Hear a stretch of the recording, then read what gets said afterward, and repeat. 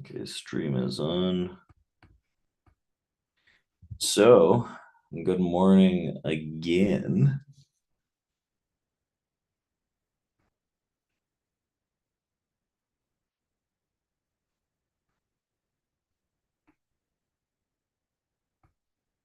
Stream is on. Oh, so good morning. I don't want to listen to myself. Man, you guys have to listen to my voice. That's crazy. Couldn't be me.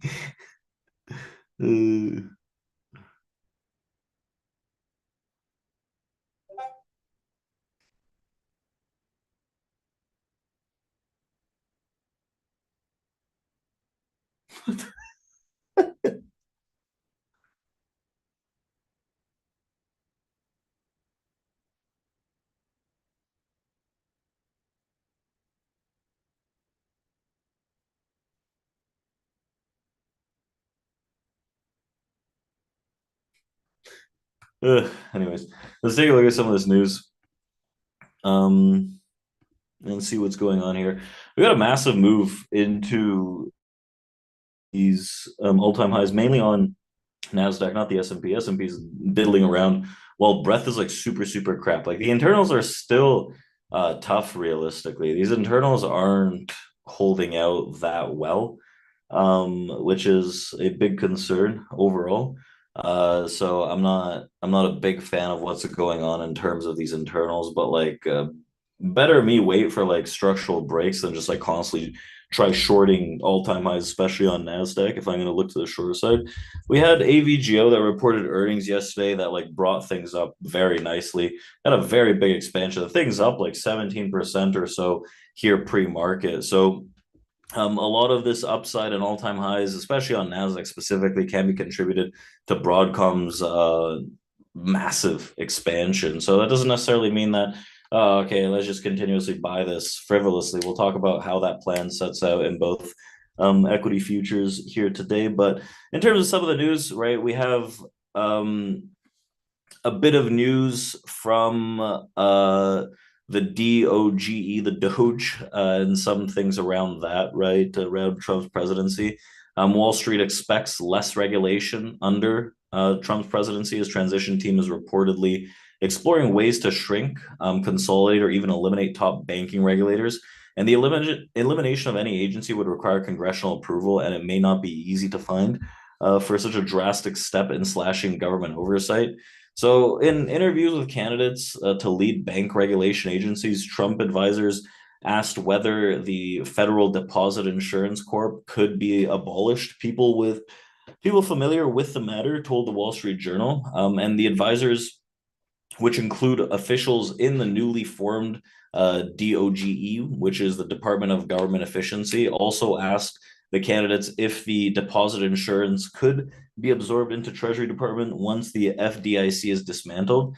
And interviews with candidates who were under consideration for the FDIC and Office of the Comptroller of Currency also involved discussions about potentially consolidating or restructuring the FDIC, OCC, and the Federal Reserve.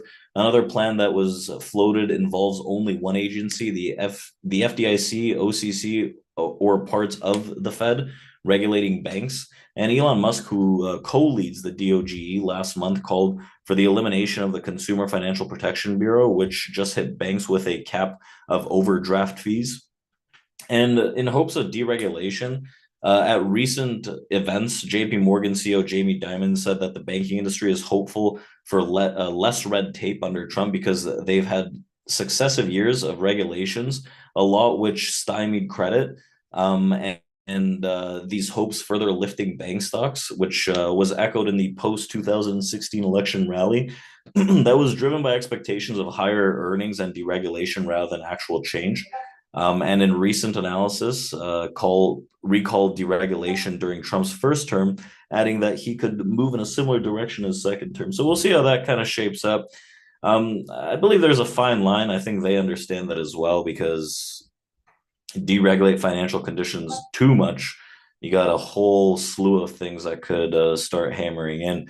Now, a lot of this pre-market rally can be contributed to Broadcom's all-time high movement. You can see the Nasdaq into new all-time highs even just barely, but you got this like massive expansion here. S&P on the other hand, the weaker market, the breadth on the S&P, the internals, the order flow yesterday all looked like shit.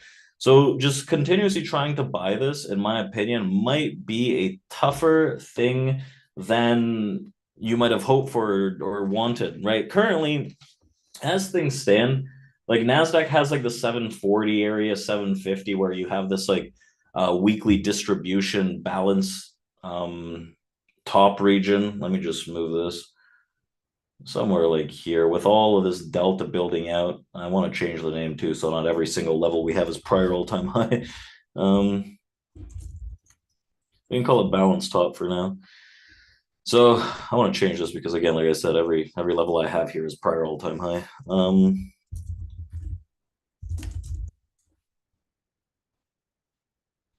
Can change this to balance low. So with the Nasdaq, right, it's a lot more aggressive to the upside. Big tech is leading the way. We're holding things out very nicely. So like you have a lot of positive delta. You have this distribution block area over here that realistically, if we're going to hold bullish, I would like to see it actually hold this area, 740, 750. You crash through that, honestly, I think it's sell the rallies. S&P, like, yeah, okay, we're above this mid 60. We're above the low 70. For now, things are holding out like pretty okay. But it's just a big issue that like we can't rebid above the 90 after multiple fails into all-time highs. So I'll talk about that in a deeper level in just a bit. But let's put Boxy on here. We'll talk about oil and then we'll get back to these equities.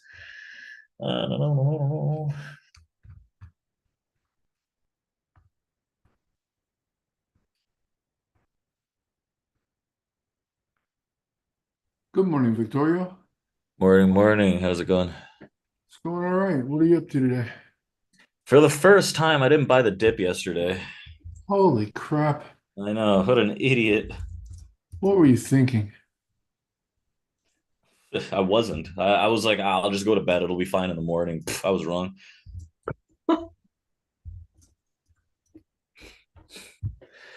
Foolish, foolish mistake. The one time I don't buy it, we start zipping to all-time highs. That's what I get, I guess. So I guess let's record on YouTube. You can go ahead. Okay. So, good morning, Victoria. Good morning, TradePro Academy. All market is fairly flat. We opened about 8 cents higher than we opened yesterday. Yesterday was a push session in the pit, um, meaning that it was fundamentally flat. Globex came in and pushed us up to a Globex high of 70.93 a little after 6 o'clock this morning. And since then, we've just kind of been working our way back down toward the VWAP, and now we're running along the VWAP. So pivot sitting at 69.96, R1's up at 70.77. We caught her open this morning in the 70.30s. So it's flat sideways to the degree that it might be ranging. It's a fairly narrow range, upper 40s on the top, mid 20s on the bottom. So not a lot. It's tough to make money in a 20-point range. You have to execute just flawlessly. So until this market starts to move a little bit, we're going to just watch it. So we'll watch it and trade it. Let you know what's up. Victorio, back to you. Perfect. Let's take a look at these equities. So listen, we had this like scenario of like failed acceptance in both the ES and the Nasdaq. We'll start off with the ES. So let's look at it from a deeper level here. Where's my pen? So we've got like few minor balances that are like sticking out like this. Like they're pretty small, right? You can theoretically group them together to make one just like massive balance. I don't think that that's like worst case scenario that you have this, but like just keep in mind that there's little minor ones in between. And some of my issue with what's going on right now is that like you have like failed auctions over the last like multitude of days here on the S&P. And then you get this close. This was the 11th, I guess. What is that? Wednesday?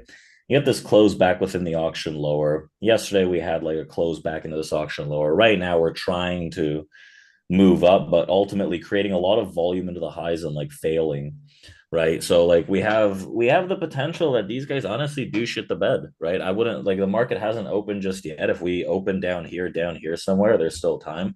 Like things aren't looking super sexy, so I wouldn't be like blindly long. I think that realistically you have this block into this like mid 60 that can hold on the S&P, but based on most recent order flow and movement, I'd be thinking about the positioning for the short side.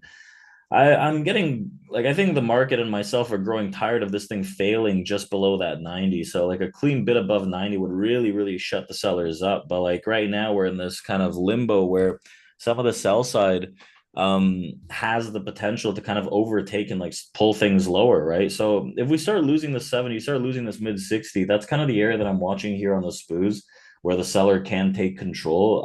You just got to keep that in mind. Like you have that high 80 as well. You have a lot of delta building up there, a lot of failures building up there, and a similar thing shaped up here on this Nasdaq. Like Nasdaq all-time highs, right? We can't take anything away from that. We have this larger distribution that's kind of taking place right now. We have this other midpoint area. You can see this is the weekly balance currently. So like we have this area right here.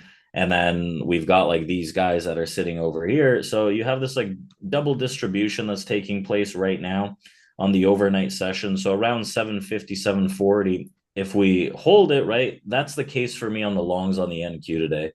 Like I want to see if that guy holds. You lose that, honestly, you move back into this auction. Like I think it's pretty over, and we can sell rallies.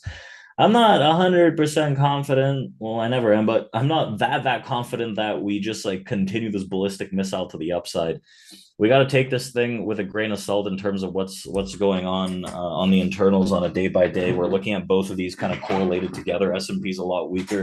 Nasdaq's got this like final chance to hold the bid, and if it doesn't, then things go crashing down fairly aggressively and fairly quickly, which is something that we have to consider. We got to consider both sides of the argument here without looking at this and being like long, right? So that's where I stand right now. Slight limbo with like a touch of bearishness that can easily open up in these markets. So those are my thoughts right now. Things can change naturally, but right now, if we lose 750, 740 Nasdaq, like I think that both of these kind of start tumbling lower. Um, S&P, right? Mid 70s and mid 60, it's like pivotal that these guys sustain the bid. Otherwise, nasty work. Nasty work under. You're going to get a decent slip under. So let me know if you do have any questions. We did end this like fair. We did the analysis very early. So I guess we started early, but there's not really too much to add to that. For those that are showing up, we did our mentorship part 3 this morning, very early. I understand, but that was the time that I had today. I'm flying out. My flight's at like 9 p.m. my time, which is in like 5 hours. Where So you I'm gonna going? leave right after like 11:30 and start getting my shit ready and going to this airport. Where are you going? So I'm going to Vienna for a few days. I'm coming back on Tuesday. They've got apparently very famous Christmas market that I should go to. Yeah, they probably do. I saw a picture. I didn't really think it or know it was a big thing, but I saw a picture. I was like, wow, that's the coolest one I've seen.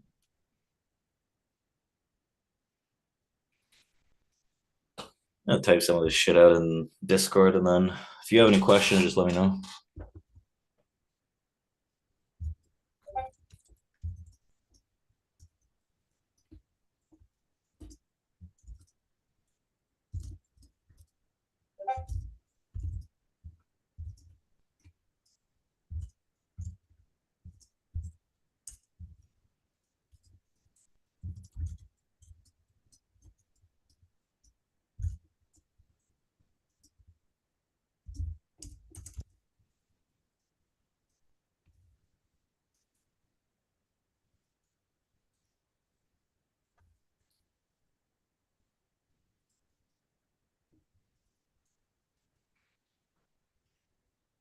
Do you consider merging profiles or do you prefer to keep them separate because you're accustomed to viewing them individually? Miranda, I do merge sometimes, right, to get a better perspective, different perspective. I look at weeklies, I look at like a few days together, especially when we're trading at all-time highs. I just keep them laid out individually because, right, I unmerge them after I merge them. I'll just merge them for a bit and then just take a look and then unmerge.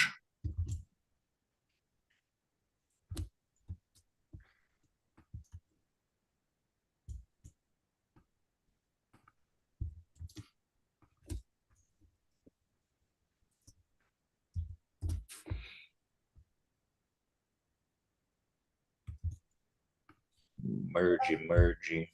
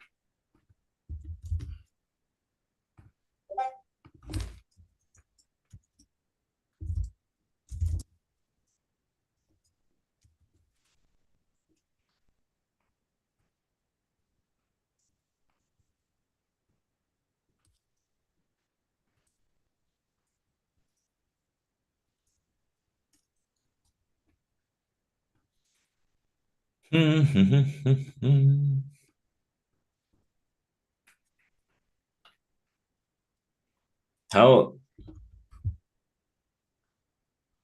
how merged? What's your merging, Mike?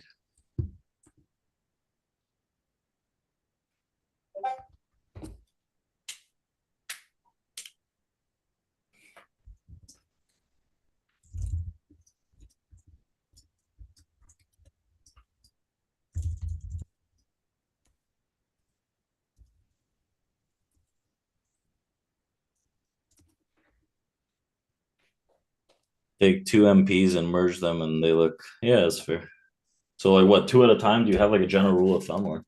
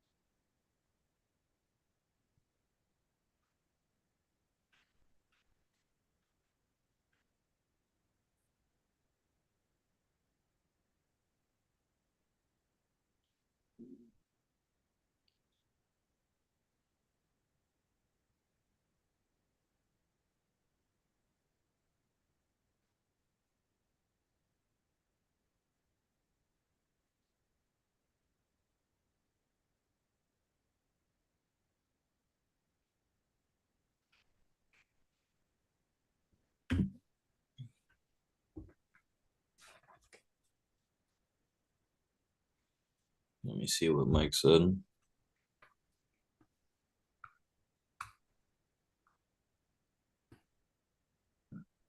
Start with two, keep adding. You have merged anything since in the second and third? Only merge session profiles when they align balance. Yeah, that's fair.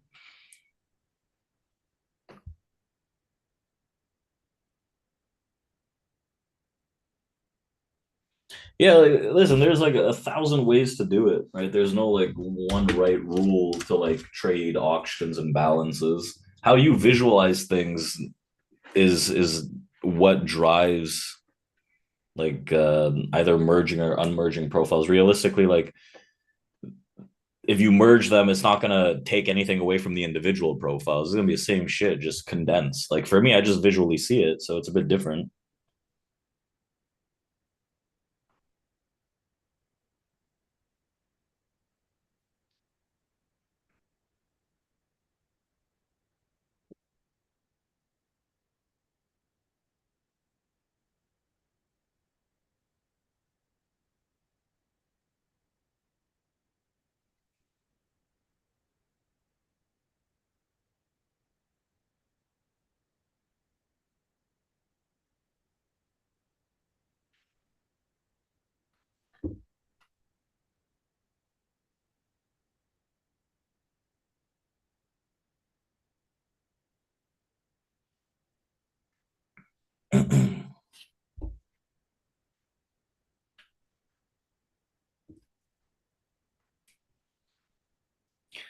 VP versus MP, like again, I think it's more of like preference personally. They tell the same story. Like if I look at a VP, it's extremely rare that a market profile doesn't have the same sequence of balancing of it compared. I mean, like I use MPs kind of differently, like based on an intraday basis in terms of like the periods and like initial balances.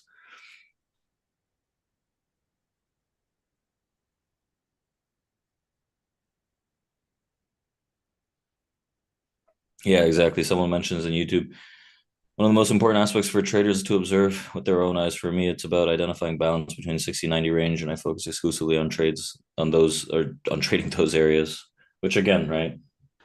Fair play. I think like if you're using like different or if you're using like volume profiles or market profiles, you're understanding the general scope of like how the market's balanced or imbalanced, and you're getting a lot of information from that.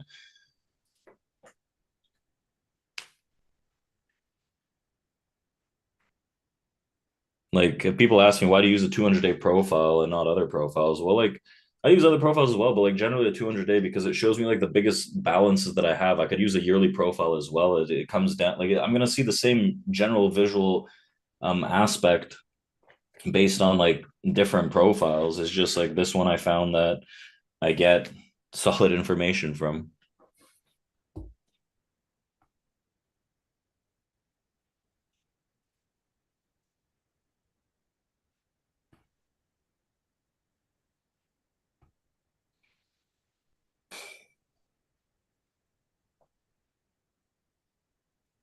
Volume, Mike's favorite, 166,000 going into the pre-market on the Spoos.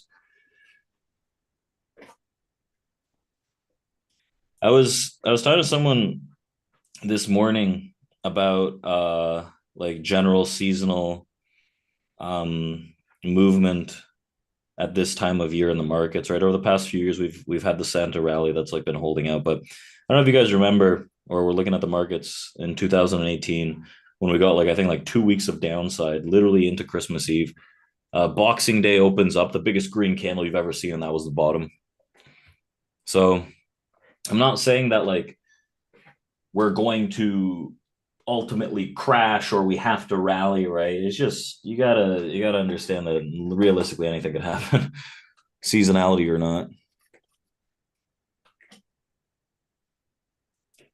I track correlations throughout the day. Russell, Dow, Mag 7. Not really, honestly. I'm just like I treat every asset as like kind of like I'll look at the S&P and the Nasdaq kind of in terms of those correlations, but like if I add too many of them, it kind of like stifles, in my opinion, my understanding of each individual market because each individual market, if I take it at face value, because like the S&P could be weaker, could be showing way more sell than the Nasdaq, doesn't mean I have to sell the Nasdaq or the like other way around.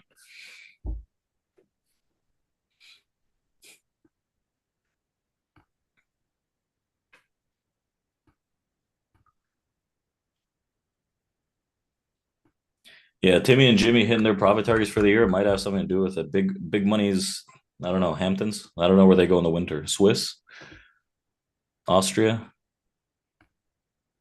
Anyway, here's the open. Instantaneous bid here, trying to come out on the NAS.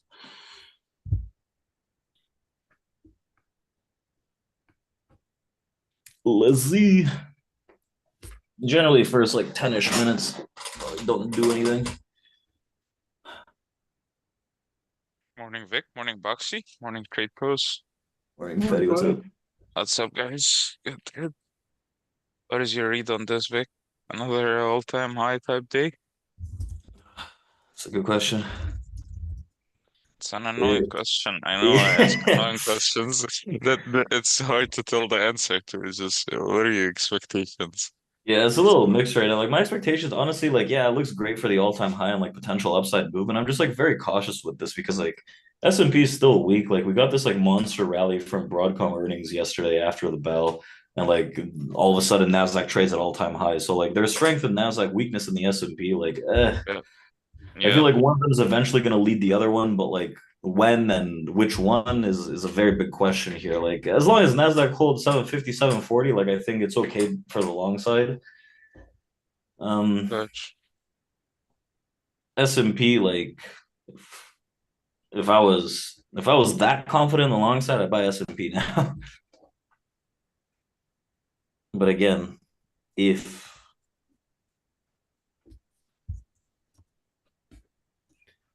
what are you looking for? Uh, honestly, like I'm not seeing a reason to fade it. Kind of probably will end up in the long. Just like I want to see the first 10, 15 minutes of the price action.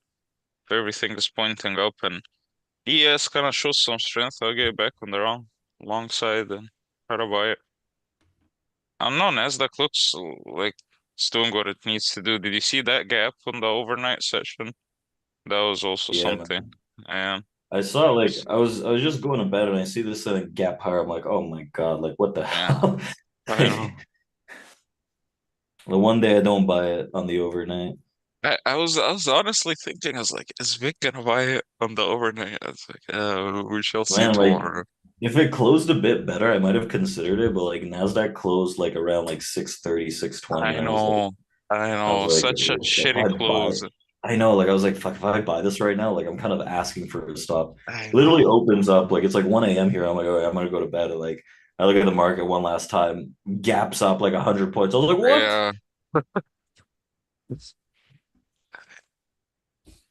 Insane.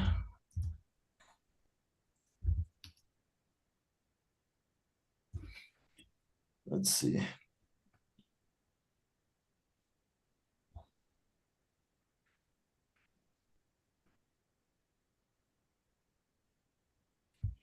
Not really much to do right now off this open.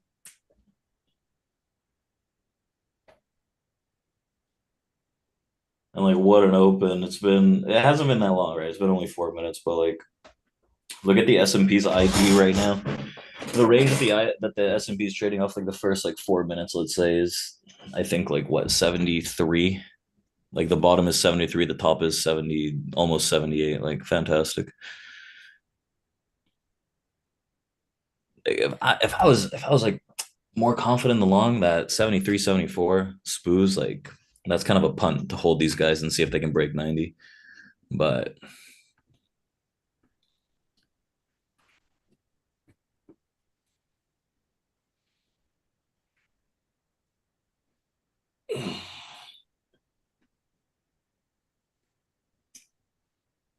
YouTube does a pretty good job at doing like subtitles and deciphering.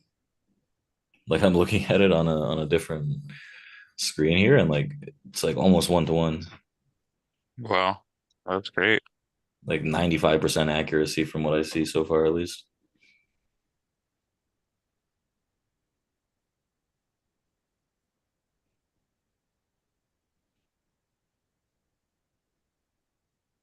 The only thing that I've seen that was not right was instead of S&P it wrote SMB.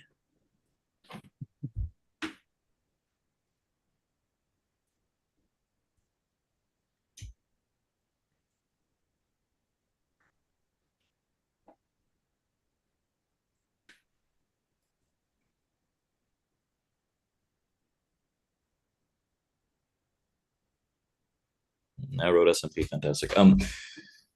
Do we cover bonds, Eurex products like boons? Nah, not really. Not at all, actually. Not really. Just not at all. I don't trade those assets. I've honestly never traded the euros, the Eurex, like whatever euro assets there are. So I don't really know how they move. They might move quicker during the EU session. They just spoos and queues. The spoos and the queues.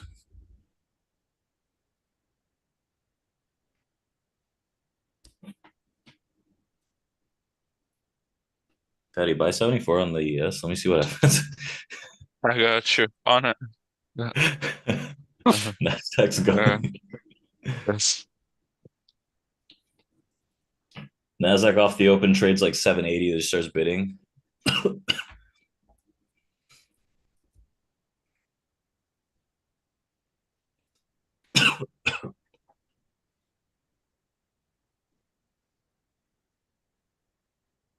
Hmm.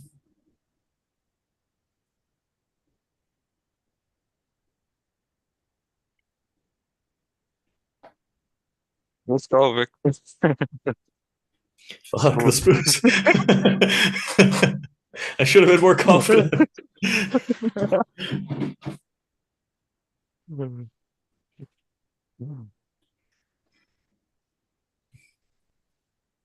No. Nasdaq's like points away from all-time highs. S&P goes to 79.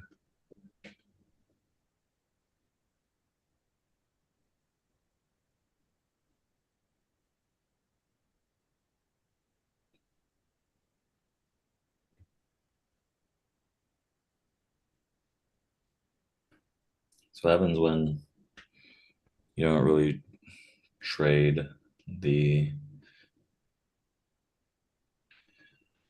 first few minutes of the session.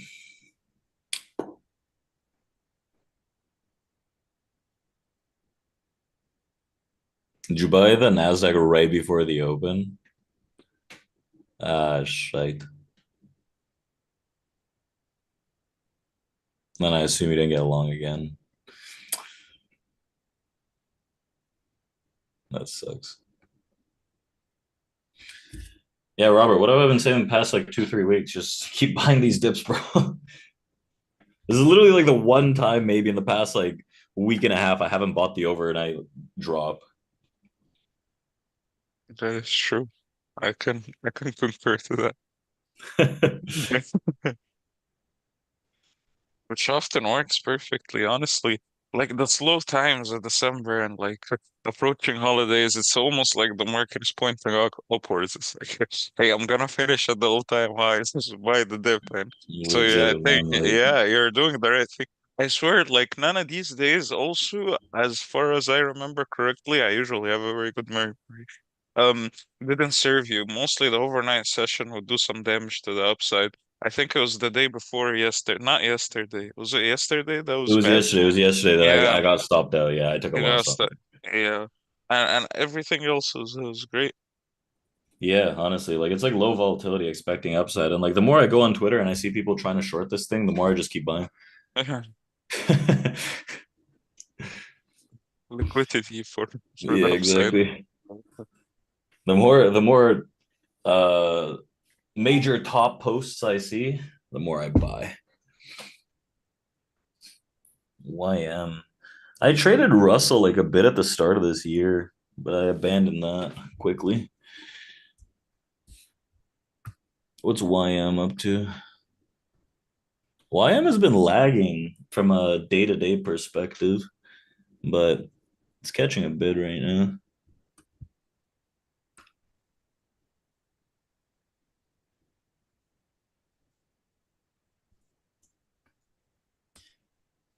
Nasdaq, let's see, did it make a new all-time high? Not yet, I don't think.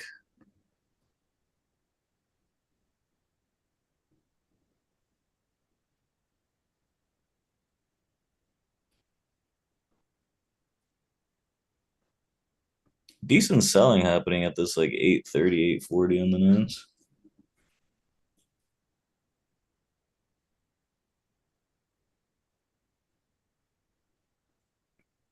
SPOO's incrementally trying to creep higher. I think we almost trade 80.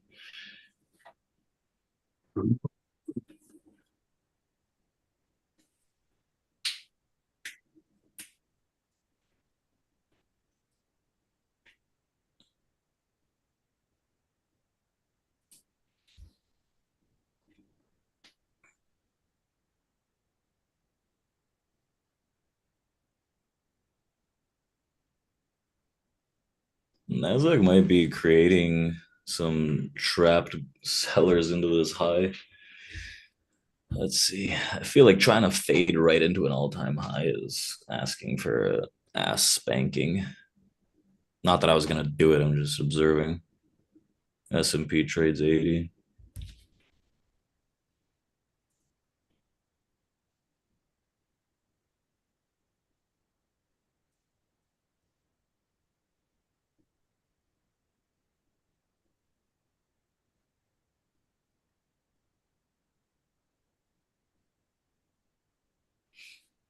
What is the all-time high on this Nas? think it's 8:43 or 8:45. I think we just did it.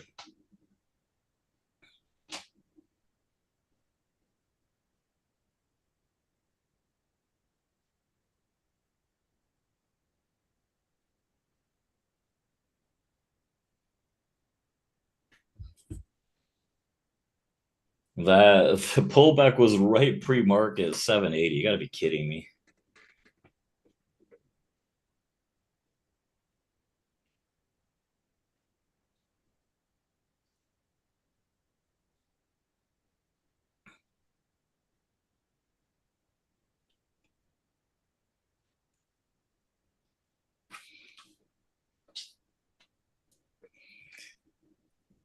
Why is S&P not trading 85?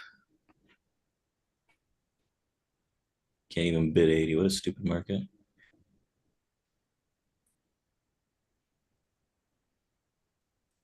Am I 74 going is to doing have? some damage though. So Yeah, this is Nasdaq, dude. Like that's Nasdaq that's is impressive. rocket ship. Yeah, rocket ship right now. You had like Right, the David. pre-market, yeah, like pre-market volume 795 to 790. Like, what am I? Fucking crystal ball seer? Am I going to have the podcast? What does that mean? Am I going to have a podcast? Yes, I am. Is Nasdaq? What the hell?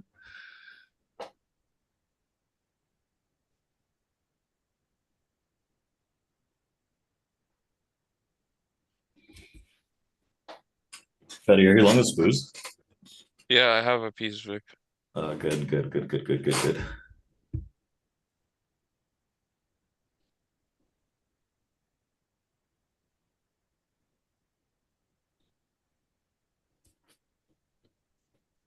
All right, well,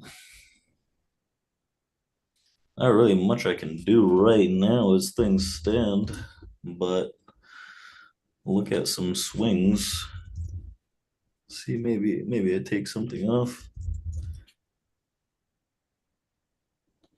Nvidia blows, man. What the hell?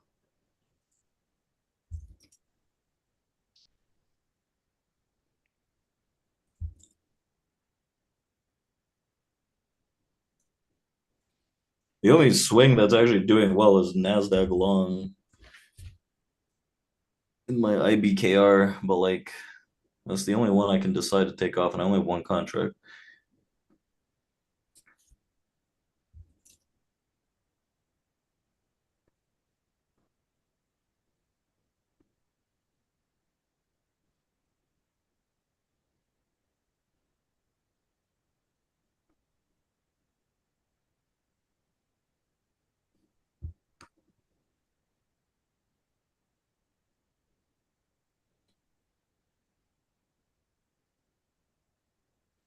Mike, you wanted a 900-point move swing on Nasdaq. This one's 500 from the 400.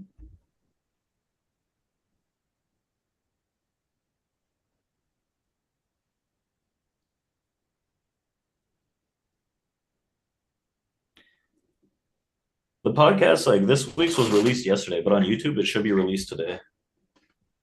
You're long 850. That's good. It's a lot better than what I'm doing. Nothing.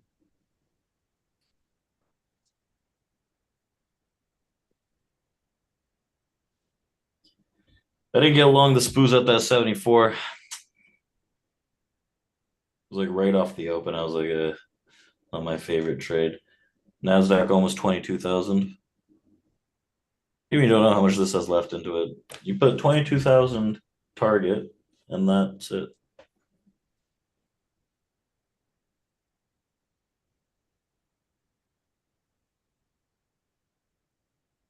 Spoos 83, man. Honestly, fantastic. Let's see if the spoos can bid this 90. High 80, 90. Nasdaq into all-time highs by like 3,000%. S&P over here scratching its butt. Like what's ripping on the Nasdaq? Like Apple's doing okay. It's not even an all-time highs. Nvidia's red.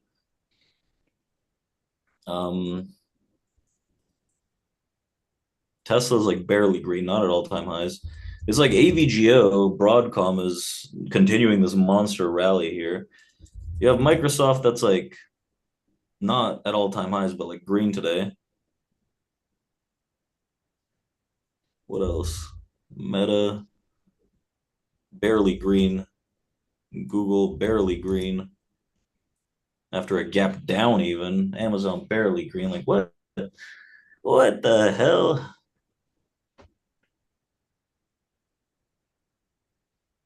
Mike, we're not there yet. When it's about to come out, I'll let you know.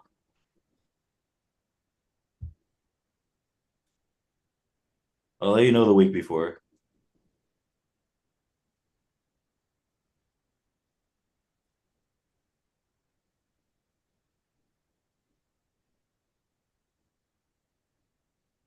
Well, you long the 815, Justin. Well done. Honestly, like good work.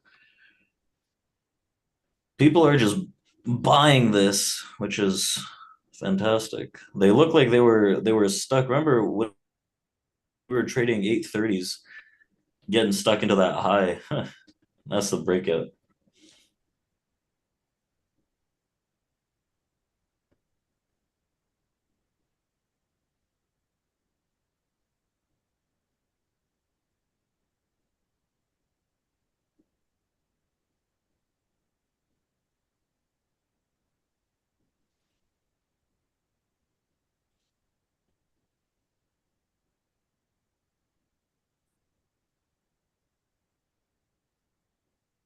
$250,000 contracts traded first 20 minutes of the day. Spoos. Spoos almost 85. Like if I'm trying to decipher where I want to get along Nasdaq, right? Like I'll look at number one prior all-time highs. I'll look at where the clustering of deltas. I'll look at where people got trapped. Realistically, the area is closer to 830, 840, right? Which 70 points away at this point. Like that's what would create an okay pullback, which is it seems like a lot now. But like damn.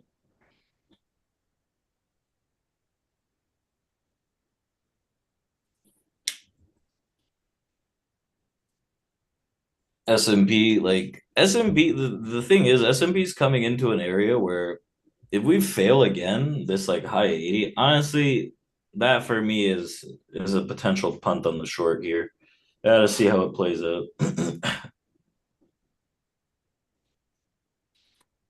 But you have a huge congestion of um positive delta that was getting trapped the last few sessions into that area. Mid to high 80s on SPOOs.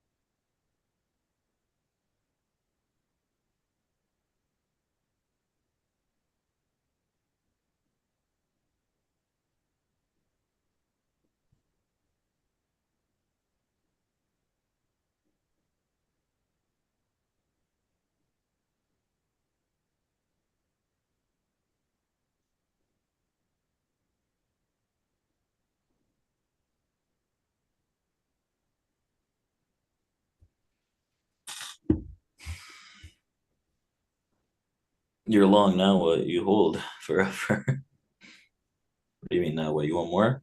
What do you want?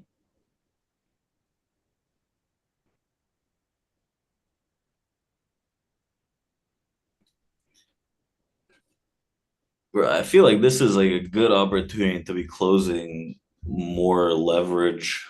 I still have some of those T triple Qs. SPXL is not like it's not really going on the bid right now. But like this market's scary. The internal Yeah. side of things, like on the longer perspective, even medium term investment, like my God, I'm not a big fan of this shit.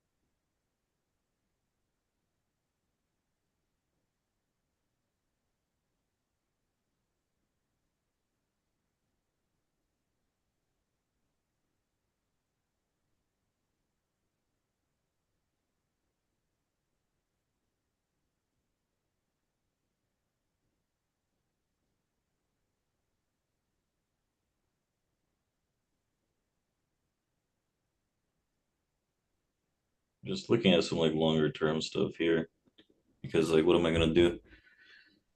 Look, ES fails. Ha, kiss my butt, ES. I might fade this Nasdaq. Should have faded that, yes. Honestly, came clean. Previous stop. A lot of positive delta there. See if I can sell some NAS into this. Like, Oh, Nasdaq is lagging. Eh. see if I can sell Mm. some of this shit. Oh, I took Hey, Spuzo for a ride. It was a nice would it lasted. Oh no, it was a small trade, but it was well worth it. Bam. Like I don't like that look. I fuck, should have jumped on ES short, I guess. But damn, I don't want to short the stronger market. This is I know, I know, I know. yeah. I don't even know if I'll get a fill. He has like one touch, man. Like, Yeah.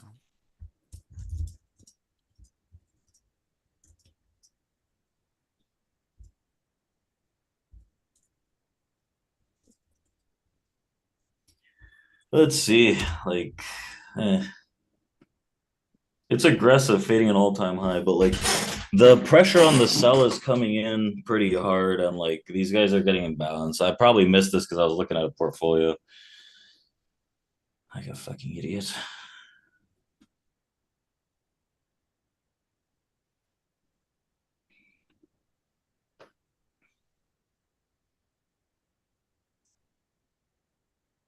Like, yes, man.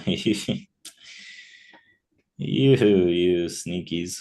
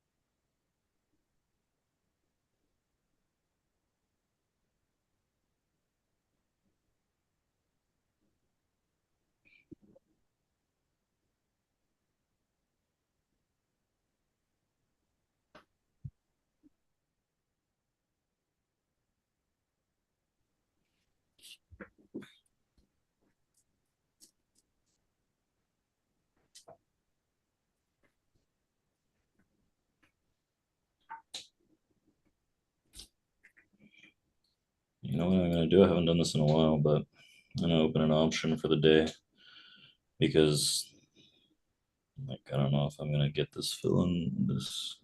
And casting your attention to the US equity future space, just continue to see the divergence after Are the you US sitting all the way up on Nasdaq? You mean Nasdaq Yeah. 100 continue to outperform, up 1%, and as mentioned in the earlier rundown, that is buoyed by that Broadcom strength following that stellar report, where they are currently up by 21.5%. Meanwhile, Russell that continues to see downside and is the laggard. That is down on 4/10 and continuing on its underperformance seen relative to the S&P and NASI in recent days. 533 put is gonna cost me about a $1.30-ish, maybe. 0 days. I just yellow this.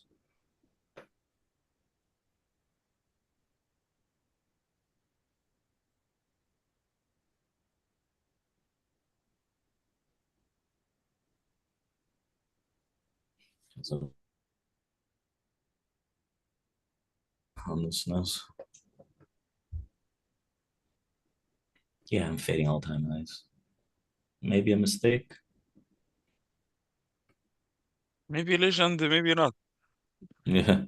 Sometimes maybe good, sometimes maybe shit.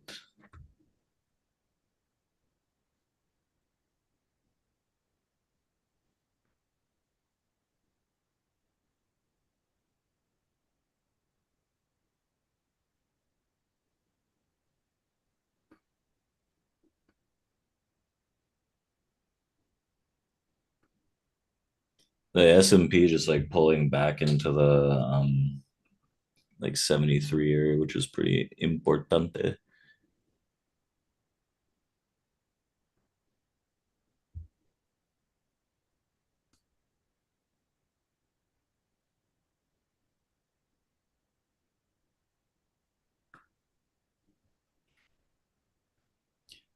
Let's see, you got a bunch of people stuck into this like 865 area on this NAS.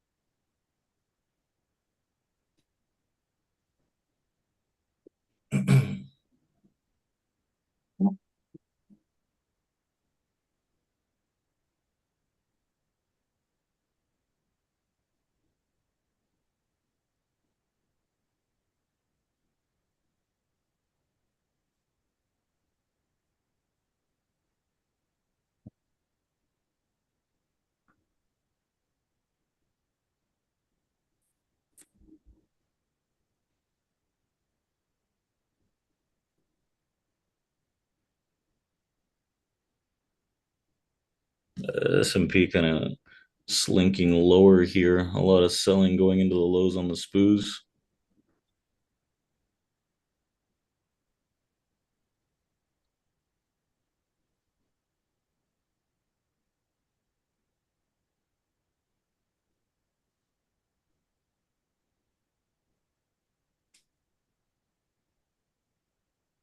Nasdaq on the offer. Yeah, about 30 points on this move right now.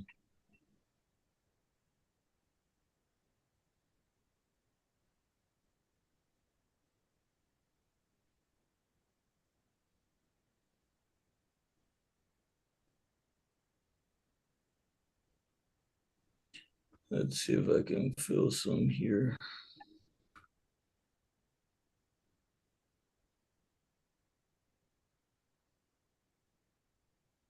Seeing a lot of selling, like if these like 865s don't get trapped here on this NES.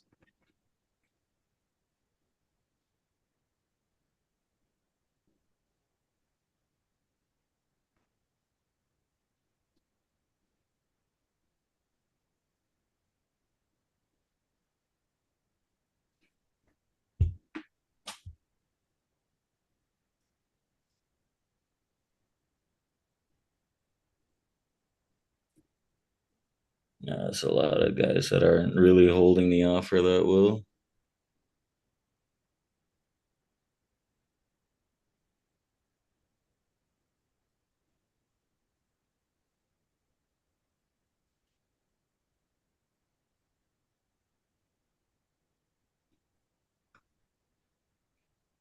You guys are over a buck. No? No? They should be. Looks good. Boost below the 74 as well. So things are pointing down, Vic.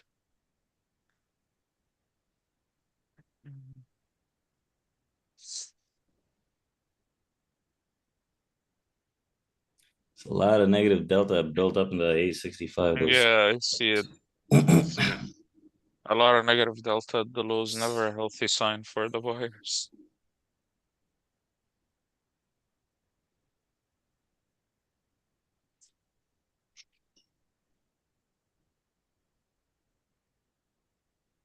Well,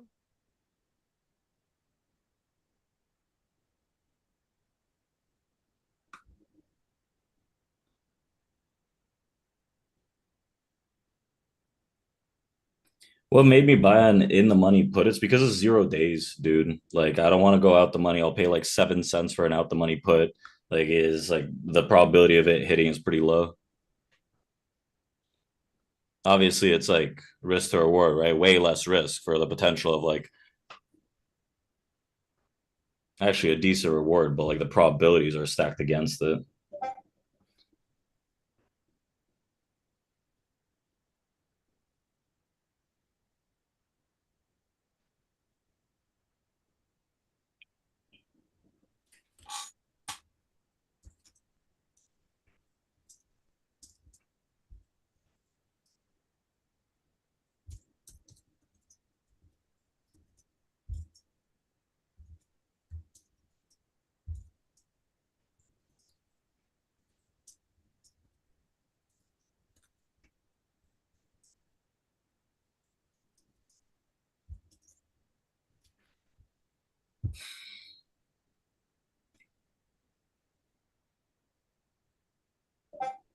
more sellers at the Nasdaq close. Took some of these guys off. Nice, nice.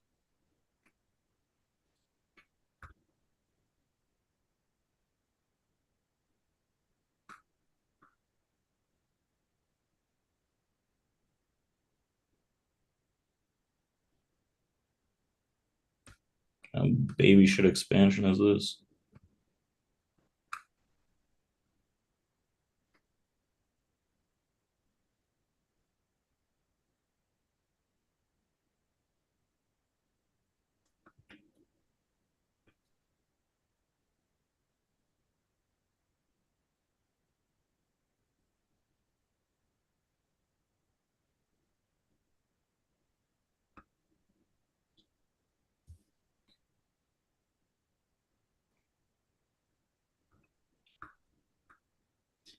I'm just gonna go to break even on these, honestly.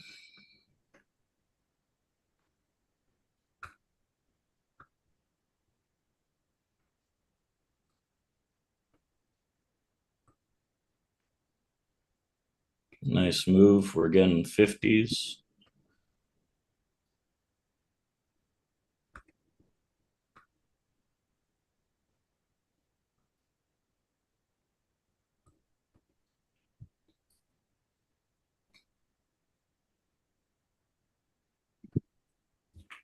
Taking another one off here. General target, I think these 40s would do pretty good.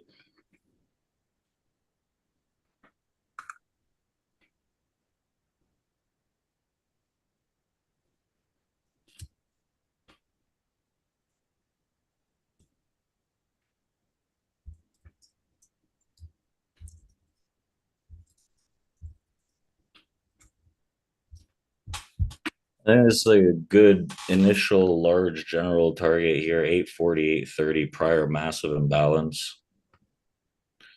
I just leave 2 on here.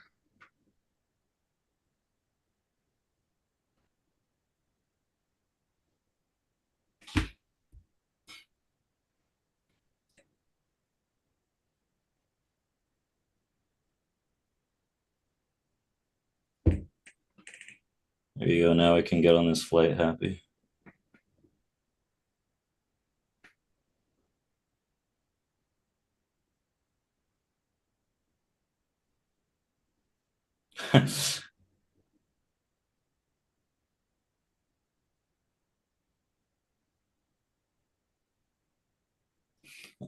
Put options are up over 50%.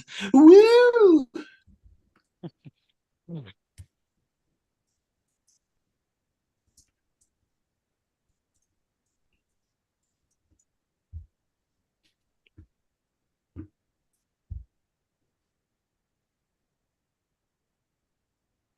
60-70 point mover here on this NAS. And I'll leave just one on. And that is all she wrote. Maybe I could have held more, but whatever. S&P like one touch, that piece of shit. Whatever.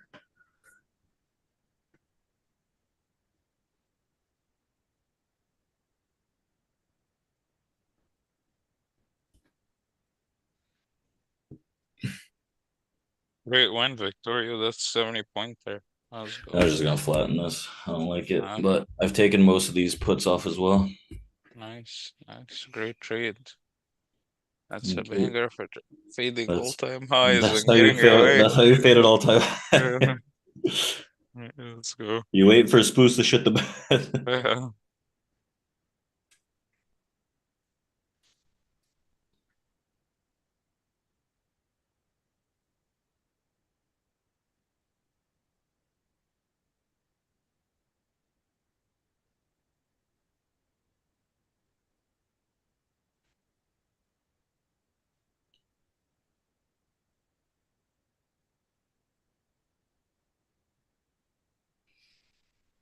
Here's the thing, like with 0 day options, like when you get a move like that, like the rebound, even if it's like a smaller rebound, can just like eat the position Wipe a alone. lot of wipe a lot of the profits. Good management. They're usually quick execution tools. Bro, You take it for a ride and yeah. you leave it. One of the main reasons why I favored that all-time high was I saw the Spoos like just getting offered and like getting stuck. And as Yeah. I got stuck into the high end on the offer, I'm like, this is my chance. Great shot. It doesn't normally work out that way. I know, I was hesitant to do it too, regretting it now, but I don't really.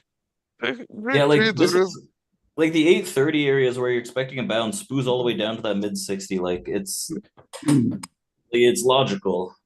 Yeah. If it goes more, like fine, whatever. But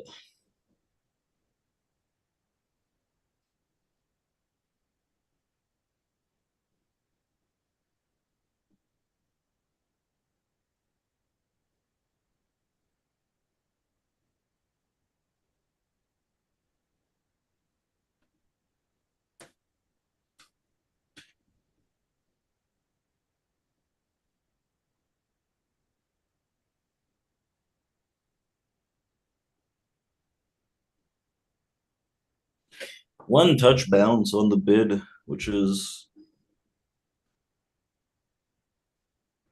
nasty work.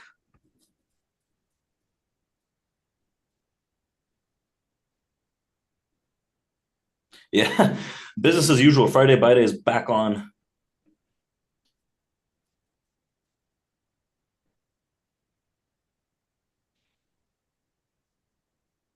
Like with Nas, honestly, like if we remain above 750, 740, like the chance for the buying is there realistically. Like this S&P is just like a little touchy here. It's holding the mid 60s off like a one touch bounce, which is just like fantastic. No one gets on.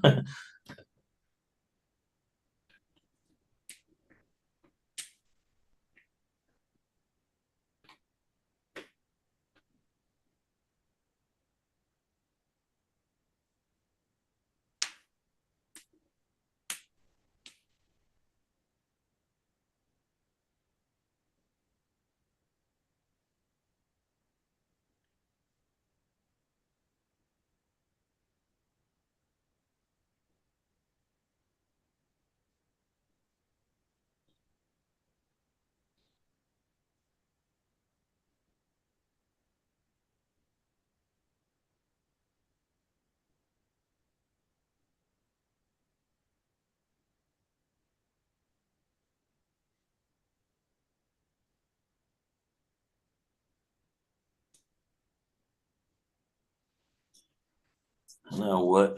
The bid's coming in like pretty viciously on this NAS.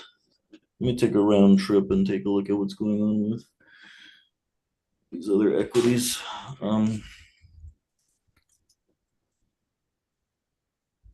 Apple's red now. Nvidia's probably shitting on itself. Huh.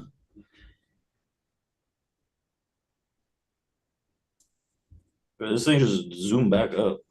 Yeah, I know. It's One touch, one touch. all-time high activity.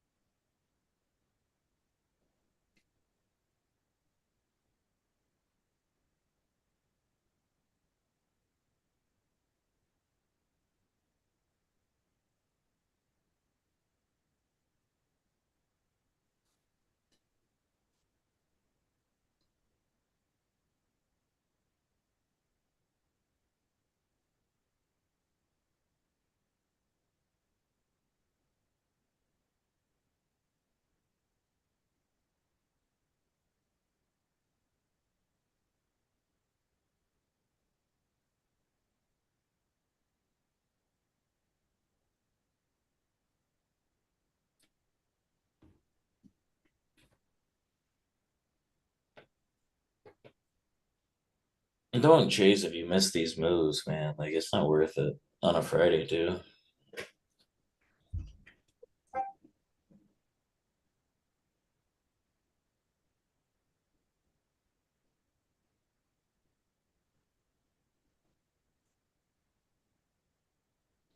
I don't know. I'm still a little cautious about these Donkey Kong buyers continuously. Like S&P is just like so but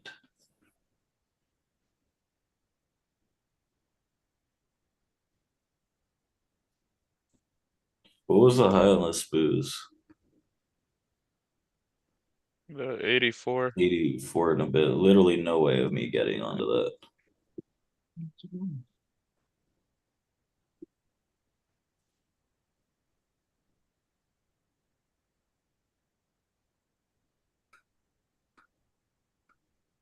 Robert, don't get cocky.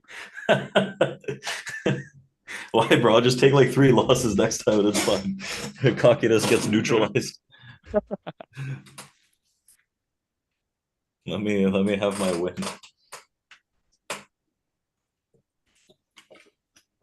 That's what happens if I'm not buying the overnight continuously. I'll do it next week, I swear.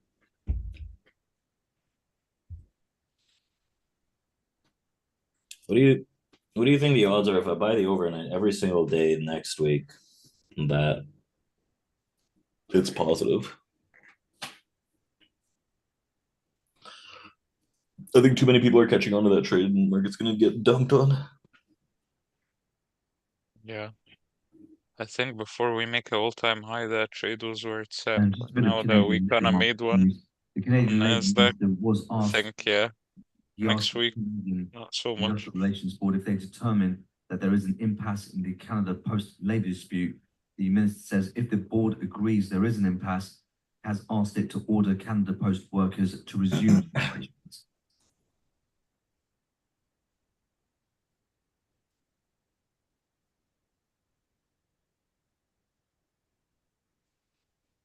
Canada. Canada Post Are they still strike, I striking? think. Yeah, they're yeah.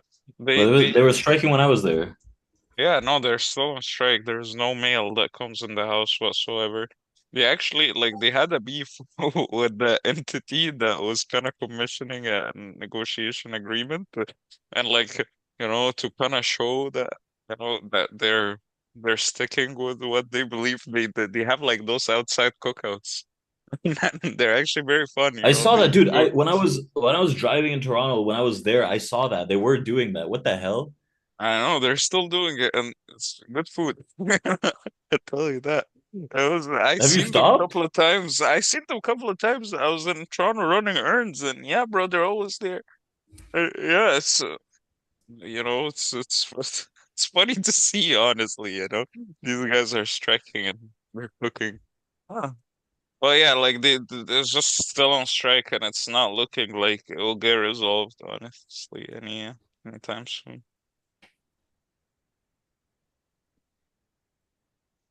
What do they want? An increase in pay and some extra benefits. Oh my fuck. Yeah. But like the negotiations team that is like communicating a deal is it's like very far, you know, like this guy won one thing and like the negotiation is just a complete discount. So it's not looking like resolved.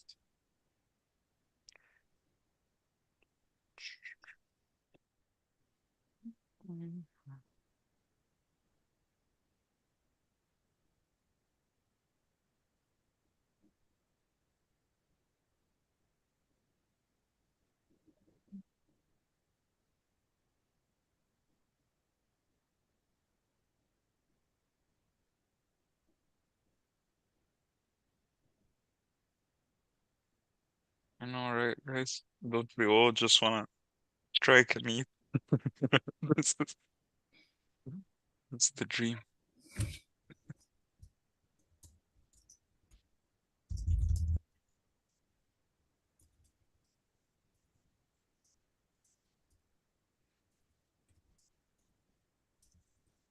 I made that round trip, Vic. And I was like, oh, popped into the high again, then back to the low. So two aggressive swings Like here each on this way. Like I'm market. like, oh, this looks like they're selling, and then fucking 88, 85, and then they reoffer it. People get stuck. No retest whatsoever. Just nuke it. Yeah.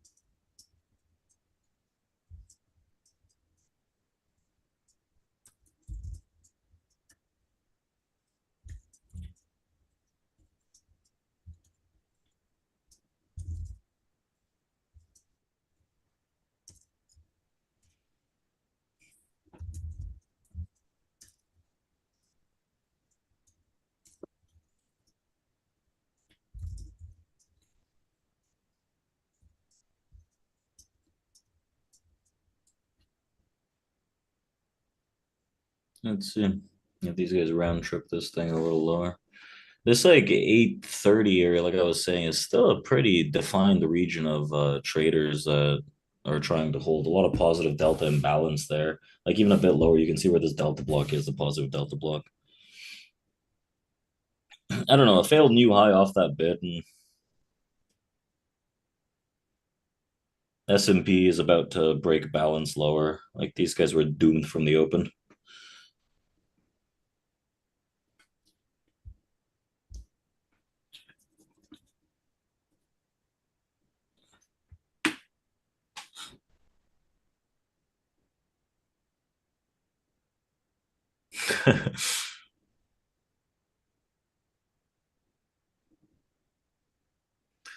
Yeah, honestly, like it seems pretty bearish. This spoof slips up and dumps, like I think it will. You're looking for a larger decline here. What platform I trade on? This is Sierra charts. Um, yeah, Sierra chart. Sometimes maybe good, sometimes maybe shit. It has a lot of users. It's very um customizable, malleable. It's not very user friendly at the beginning. We got chart books if you want to help you like start off. One second, let me be right back.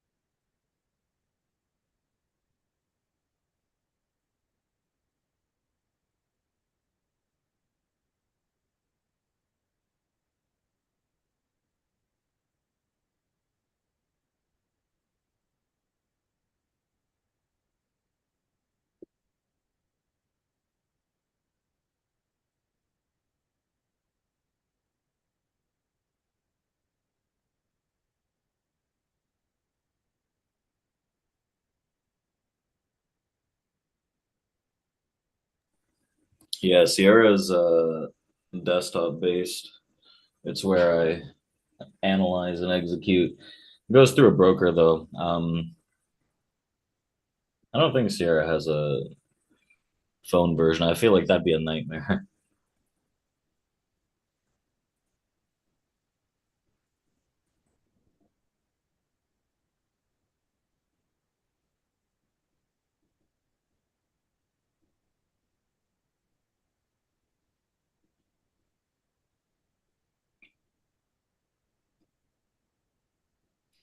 Yeah, we're doing a holiday discount at TPA.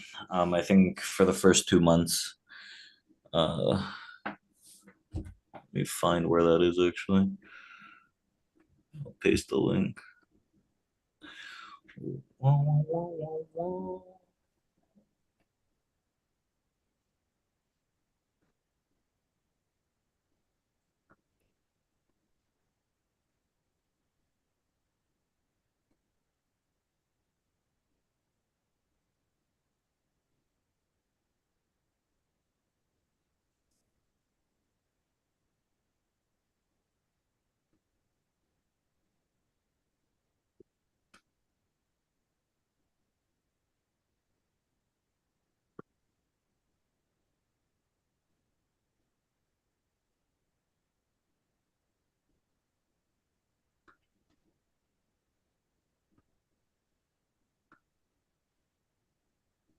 Almost new low.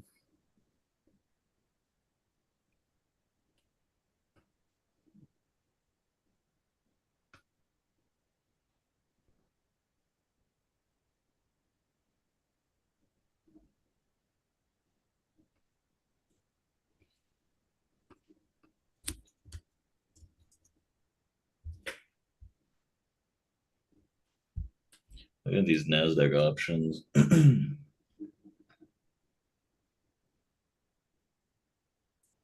Come on, make me rich. 1,000% winner. Or CAT Caterpillar has filed for a mixed shelf offering, size not disclosed.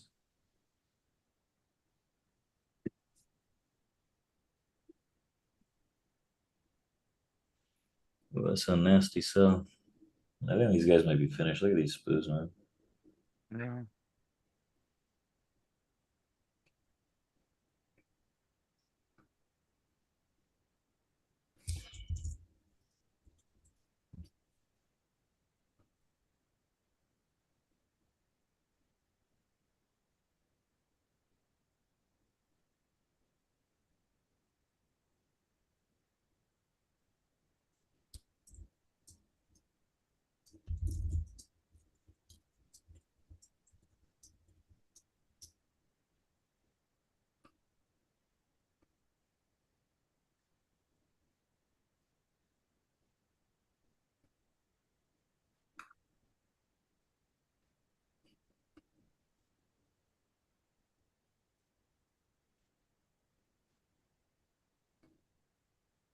There it is.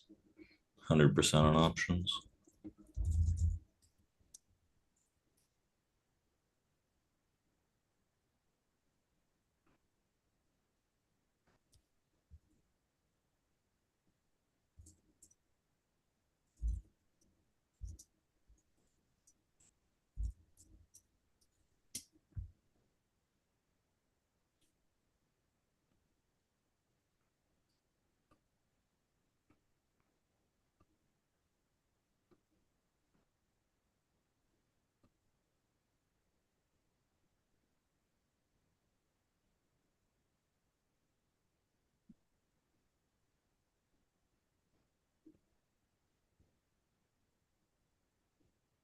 I don't really want to be a buyer in these prices. I didn't sell it again because it was kind of a one-touch bounce. I wanted to see if there was any kind of confirmation.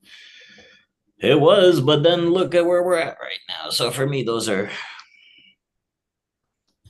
missed.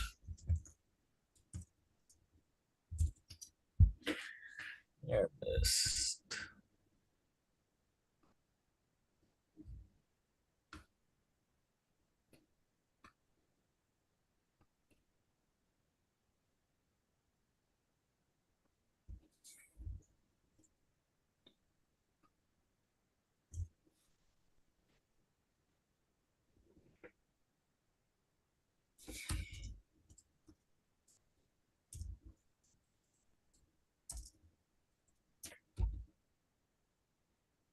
Nice short. JC and YouTube 82. Honestly, well done on that. These one touches, they're just like they're hard for me to get on. Like that's why I was able to short. Like I guess the average was around like 893, 94 on the NAS earlier because it kind of rotated back in here. I would have had to like stick it out like 885 and just like pray, which like why would I put it 885? Like what was there at 885? Actually, no, I see the vision. It's just unreasonable in my opinion to have foreseen that.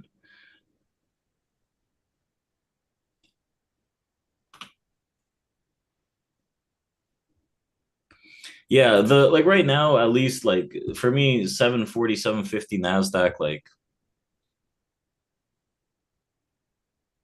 that's the area that really, really would define whatever is going to happen. Right? Like, are we actually going to get like a massive sell-off from there is definitive of the break or hold of 740, 750.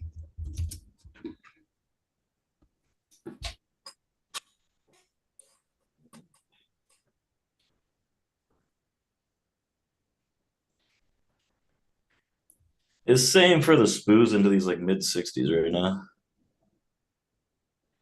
Yeah, honestly, like yeah, good session, good trading session. Like it's Friday. I don't know. I gotta still pack my shit and get ready for a flight. So I doubt that I'll be trading too much. Like I had puts and a short on this. I feel like it's okay.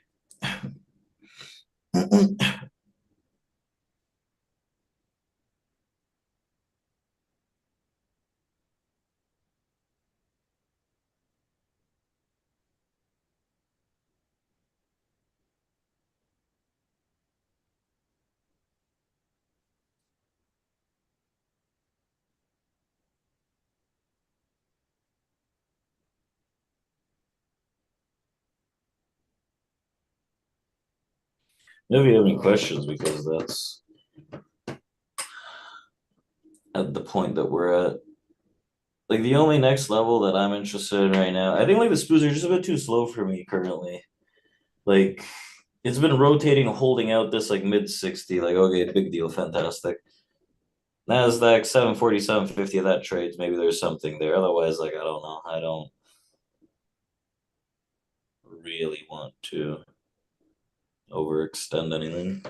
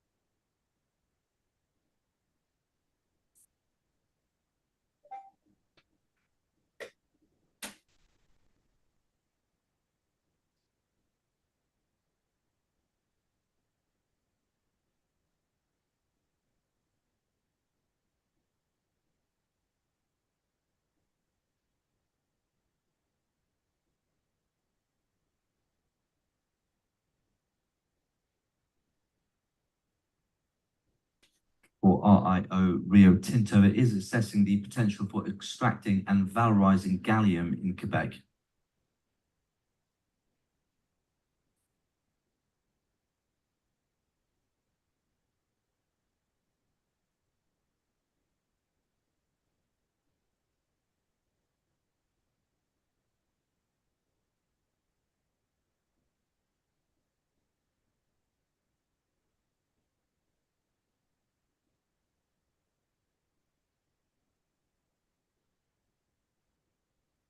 you guys have any questions about the webinar that we did pre-market today at 7 a.m.? I know it was like ridiculously early, but that's the only time I had today. I wanted to get it done. Number one, how dare you, Mike? How dare you?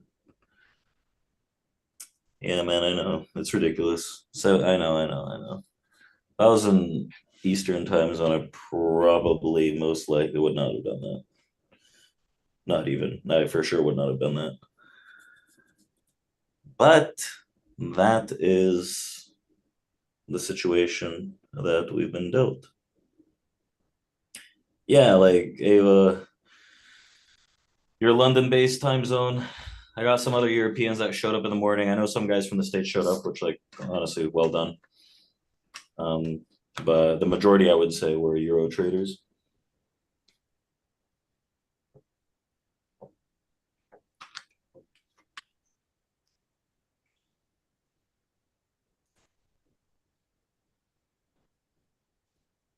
Someone in the chat was like, yeah, Robert, 3 a.m. your time. Yeah, that's ridiculous. Someone in the chat was like, no, there's no hits at 7 a.m. That must have been a mistake. Sorry. I try to make the majority of them into the afternoon, especially the later ones that get like more and more important.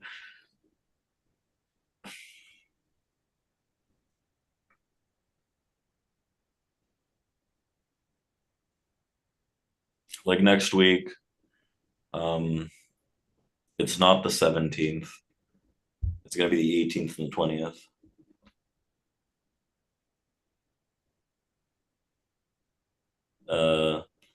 20th again is gonna be at 7 a.m., but the 18th is gonna be at 11:30 a.m. And the rest of them we'll do at like 11:30 a.m. Eastern.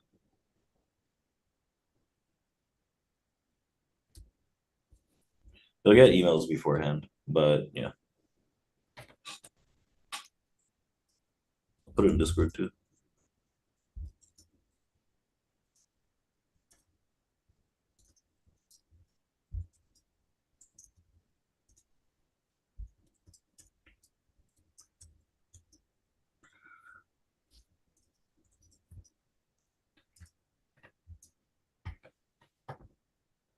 Yeah, question about structure. What kind of structure are we in right now? Generally, like on the intraday, yeah, it's a bit silly, but like I'd argue the case that like we're still okay for the bull side above the 740, 750. It doesn't mean like buy every area all the time until it gets like 730. That means that like structurally, I get convinced more so on the bear side if like we really break that 740, 750. The other argument is like we failed to make new highs and we're creating incremental lower lows and lower highs from the current situation right now. So like I wouldn't be a buyer. Like if the buyer comes out, he comes out 740, 750.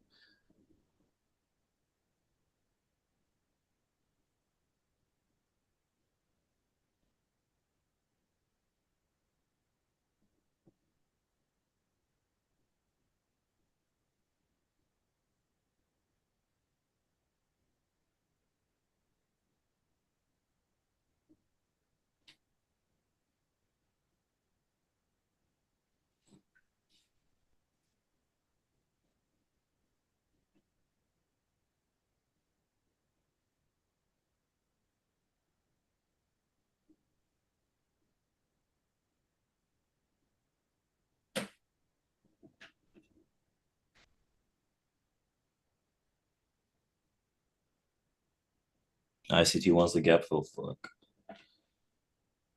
Start buying.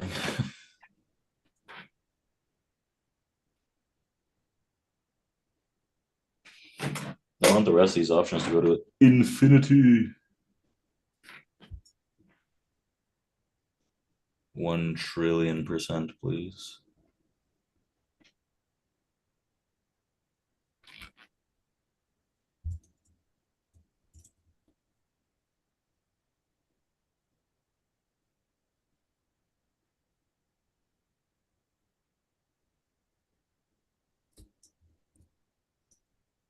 You're gonna set some limits out on these, and whatever happens, happens. But maybe I could get like a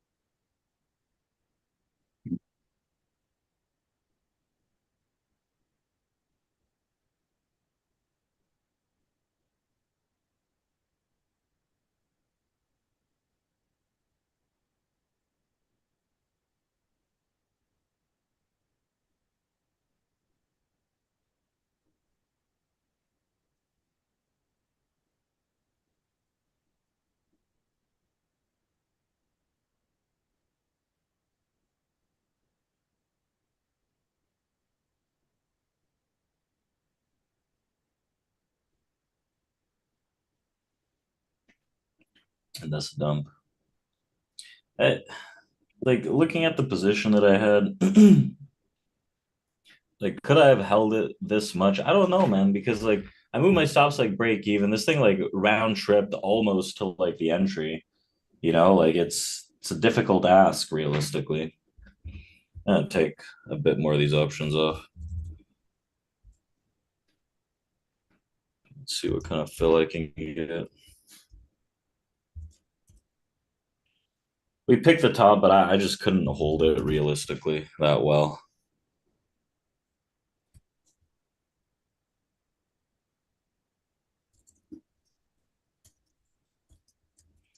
%10 of the position is left now on the set of options. Almost 200%. That's good. Here comes a 747.50.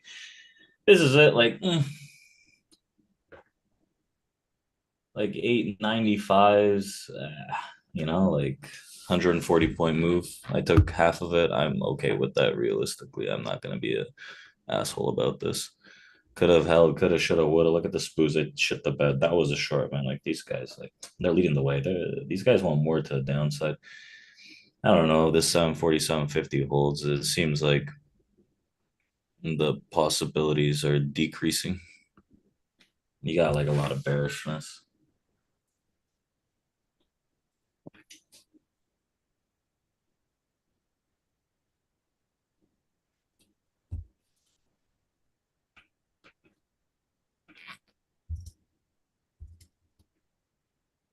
$208 on options.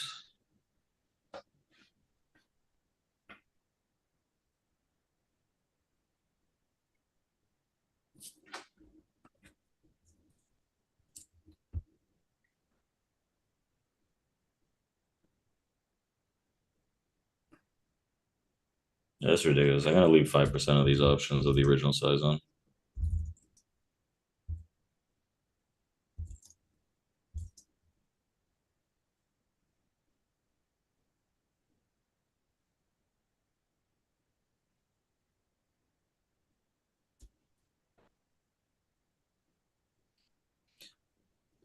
Anyone entertain that options play?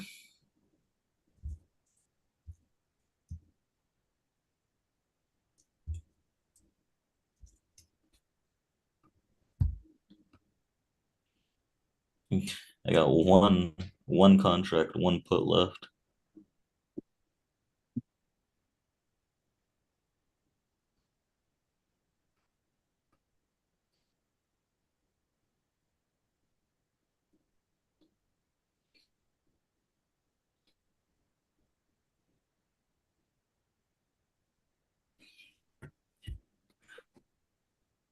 And then if you're gonna fade this, like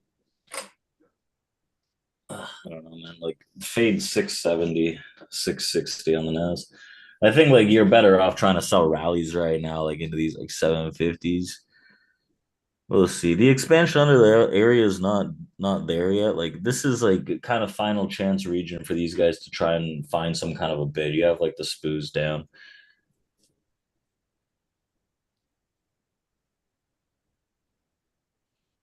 You have IB low. Like there's a pretty good chance we close out the IB low. Well, you got like 15 minutes.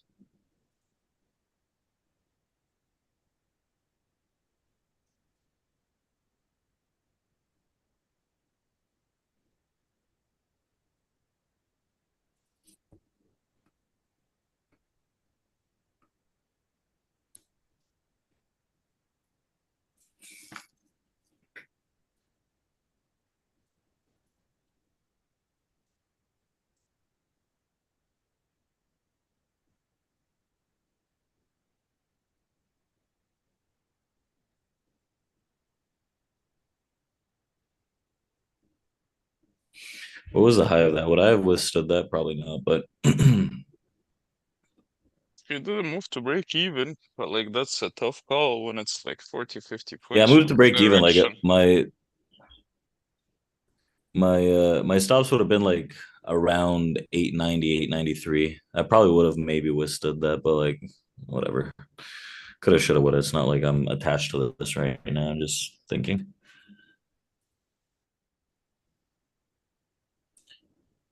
Yeah, this is the case. Like, if you're trying to buy this, if you're looking to buy this, like, I'm not really on that front, but like, if you rebid aggressively, this like 750, you get some like imbalances, you're okay. Just like shoot your shot, try to buy it. But like right now, like trying to fish out these longs continuously, I'd be careful. Like, look at this spoos.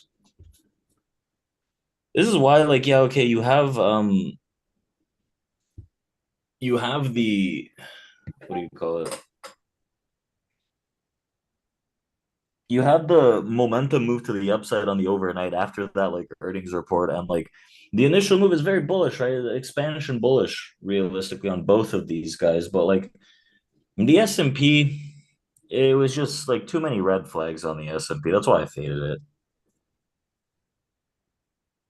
Like, this is your spot. If you're trying to get along, like, you really need these guys to hold this area right now on this NAS. Why did I take the trade short into an all-time high on NASDAQ here? Someone asked about that. Let's take a look at this. Like, it was an area, number one, like, honestly, one of the main reasons was like I was looking at the SPOOs that were like failing aggressively, and like NASDAQ on the order flow front, like on the DOM, you're not going to see it, but like real time, you have like huge buying that gets reoffered a lot. And like you have this like slink on like a lot of selling. So like these guys are stuck on the longs. There's sellers over here. So like my thoughts were like realistically, um, I think around like 895 should hold, because like I'm looking at it like this. Like you have like this block right here. You have this guy that got stuck. You have these intermediate sellers that came down. I doubt that it comes back to the high after this kind of sell. So like I was starting to fill around 890 up to like 8. I tried to fill 898. It didn't fill. I think that was the only one that didn't fill. And like the failure with the spoos, these guys got super stuck. A lot of positive delta accumulation and immediate offer under it. Like that was my thought.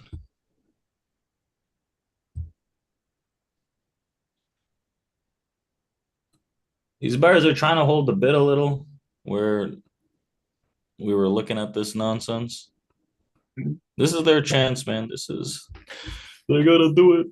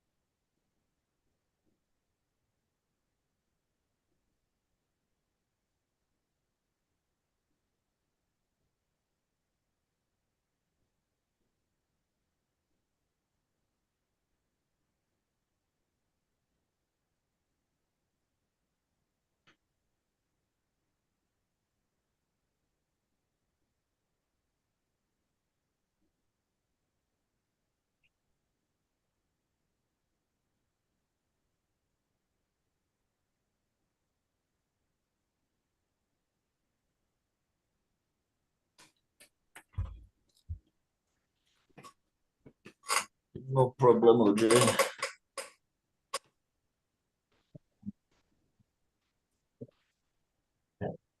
A lot of that short on Nas was built on the ES, I'm not gonna lie. But like also like the order flow on Nas that was like turning at that top made sense to me. Like Spoos, they're trying to hold, right?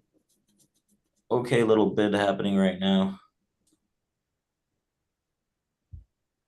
Or I should say Nas. I don't know. But they're both below the IB low. What's good about the IB low on the Spoos right now is like it's right into that like 60 area. So in the next like 10 minutes, if you close period under that IB low, that like mid 60 becomes shortable on the retest. This Nasdaq's like creating new balances and new volume around these areas. You've got like a block over here, and then you got a block here, you got a block freaking everywhere.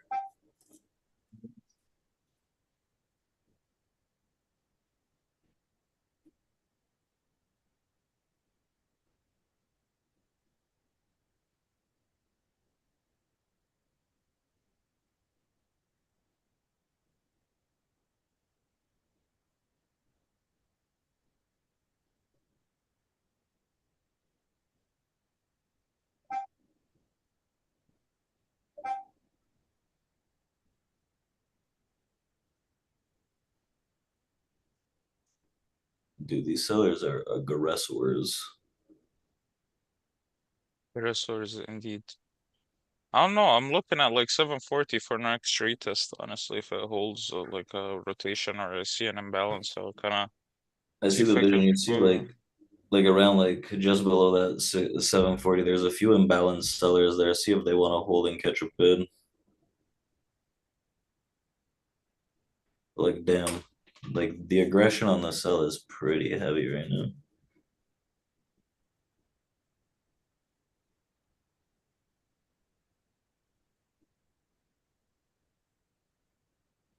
S&P new lows pretty much.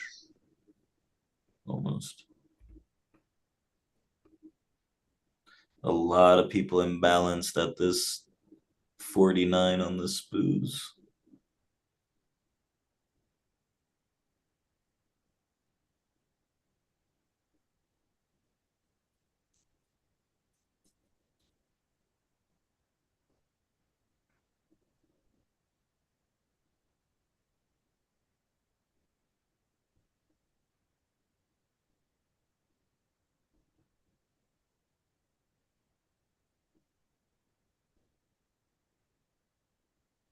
This does not look that bad, honestly. Let's see.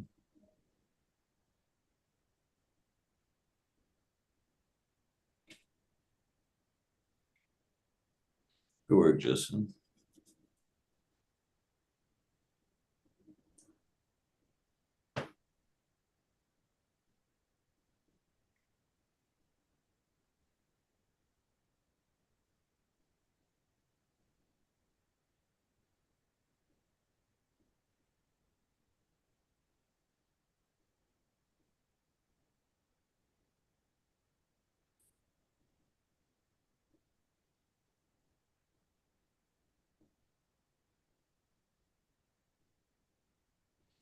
These longs aren't really trying to hold any bids here right now. Like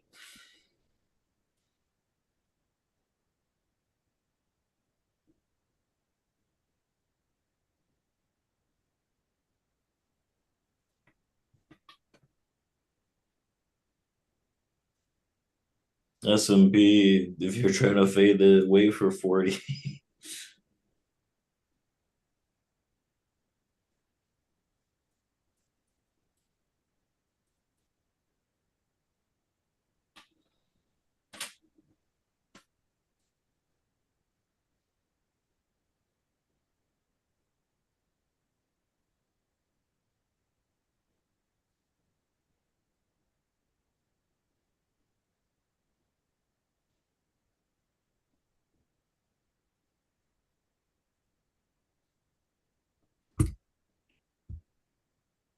And try a small fill on these longs on this NAS. Like a baby size here. Try to spread these out into these like 730s if I can fill it.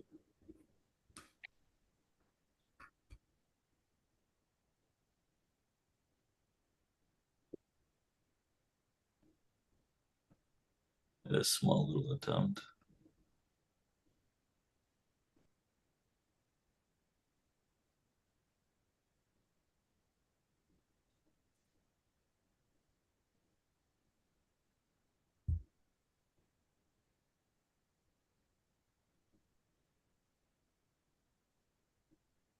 Just note for weight loss related names here, like Novo Nordisk and Eli Lilly, there's a study getting attention on Bloomberg. Ozempic study found small number of patients with vision loss. Ozempic tied it to a rare form of vision loss in large study, according to Bloomberg.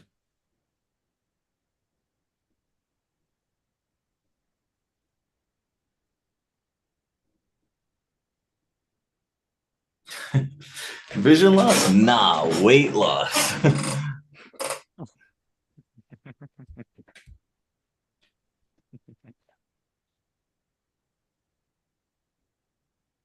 Two birds, one stone, I guess. These sellers are still pretty juiced up.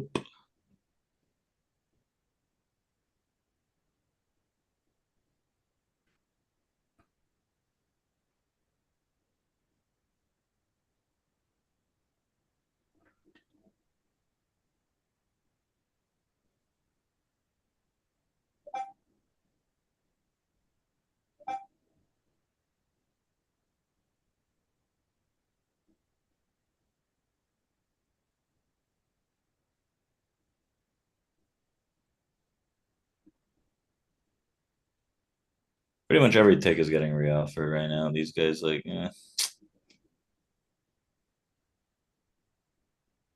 desperation hold by the buyer, but it doesn't seem like they've got too much in them. I'm out of this. I take this loss, and I'm okay with that. Smaller size out and not trying this no more.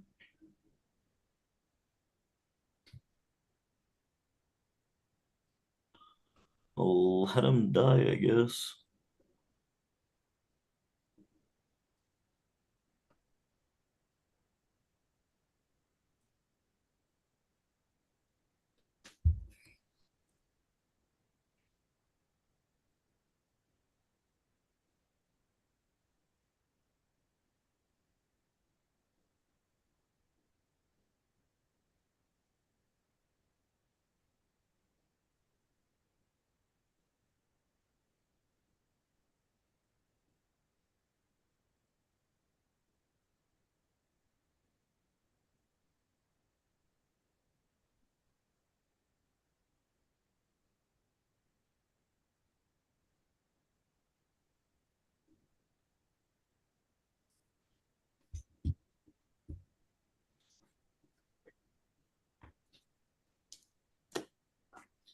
We're like under like all areas right now to be bullish.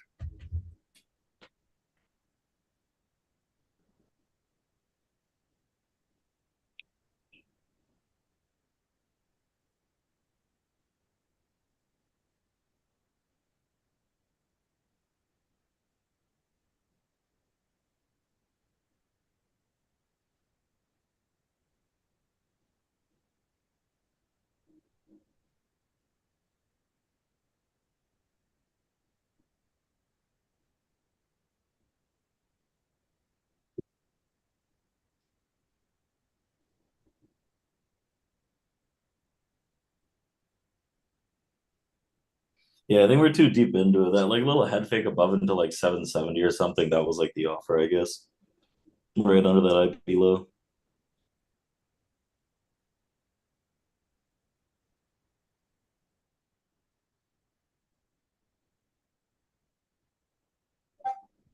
For ABT Abbott Well, Laboratories, the spread on these options is getting kind of wide too.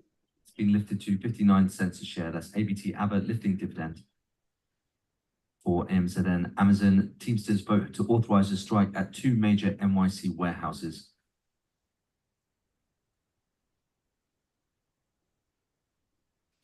The gap fills all the way down at like 630 or something.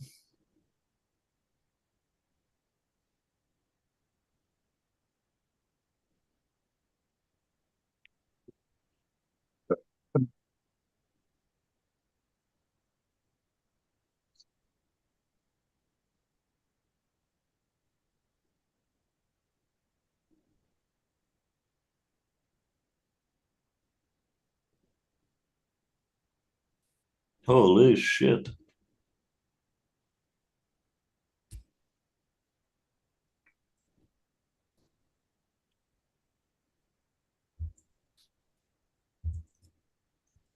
Maybe I should have held more of these options.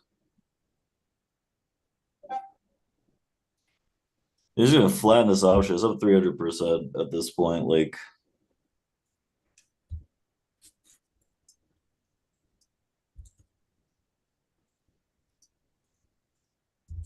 Gap fill is right here. No? 680. well, the bottom of the gap is like where it closed yesterday was like Yeah, 630. 630. Yeah, yeah, I see it now. Yeah, right.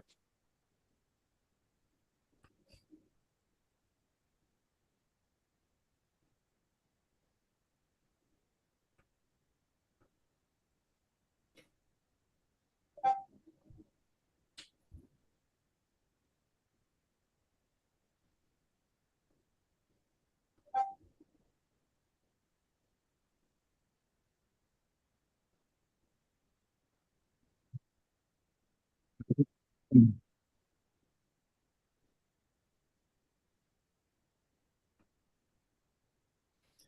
gonna take the green that I've got and be done with the futures today.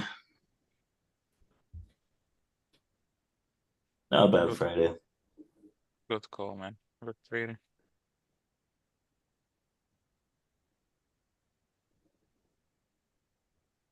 Tried to fade it once, didn't work at the buy zone. That means stop doing it.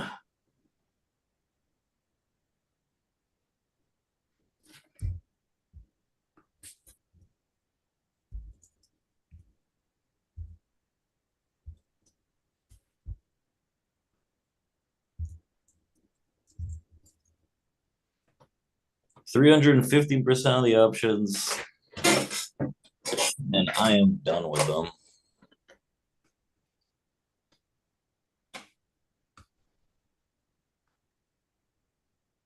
No. We don't buy this. We buy towards the end of the day. You want to do the poll, Vic? Yeah.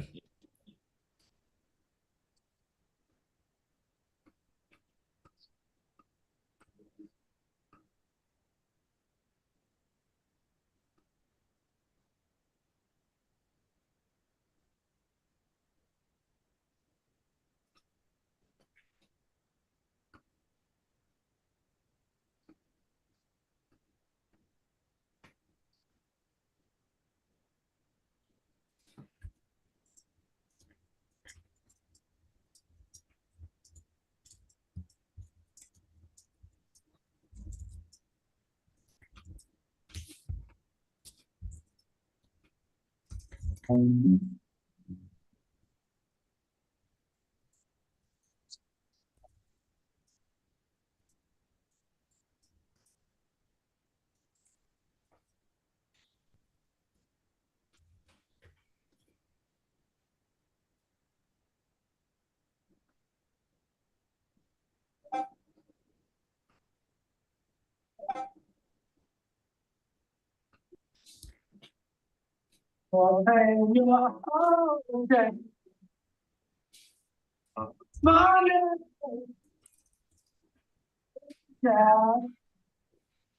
know, if you guys have any final questions on YouTube.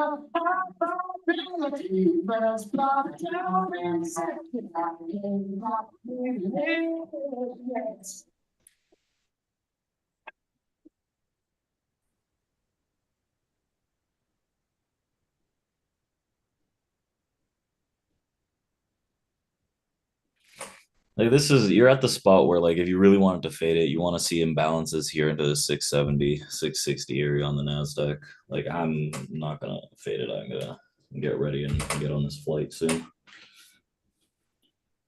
Where are you going? Vienna. Nice. A little weekend trip. Got persuaded. They told me they had sick Christmas markets.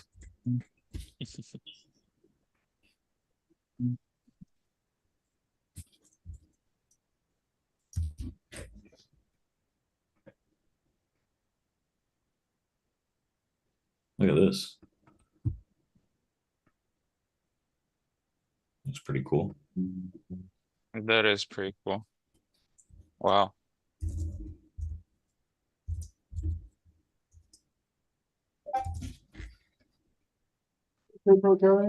Close this poll out in 5, 4, 3, 2, 1.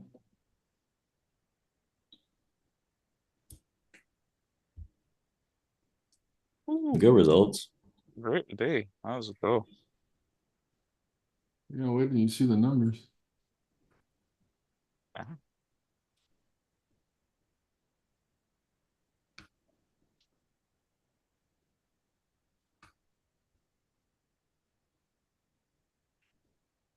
Oh wow, that was great. Good work, guys. Let's keep it this way. Thank you, Waxy. My pleasure. Have you wanna do a wrap up? Uh-huh. Awesome. So oil market's just kind of working its way upward, kind of a slow grind. We are in an uptrend. We are above the open. We are above the VWAP. We are above the trend line. So looks like long's the place to be this afternoon. Whatever you do, monitor your risk, trade like a trade pro, reserve that capital. Gentlemen, thank you for another great day, another great week. I hope you and all of TRADEPRO Academy has a great rest of the day and a great weekend.